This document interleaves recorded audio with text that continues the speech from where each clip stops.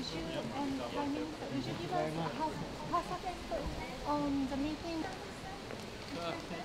How successful was the morning meeting?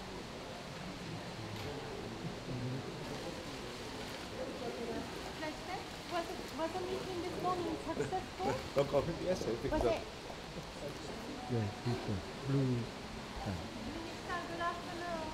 And the leaders agree that we need to maintain the peace and stability and freedom of the sea, as well as the efforts to have the discussions with China on the code of conduct in future.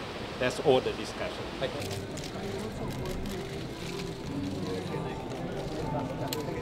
Okay, thank you.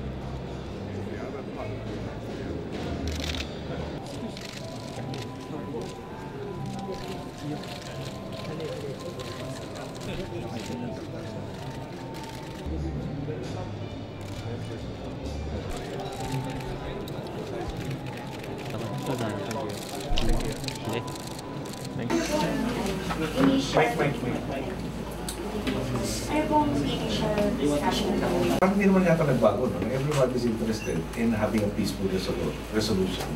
And also in voicing that there is a concern na there have been increasing some say disputes.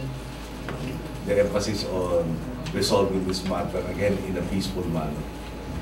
So in sober and calm approaches, continuing dialogues is already, I think, also the direction that we are taking. So we are thankful to all of the ASEAN member countries that we are putting this on the agenda and moving forward, especially since, parang when we last met, that was already the 10th anniversary of trying to come up with the COC.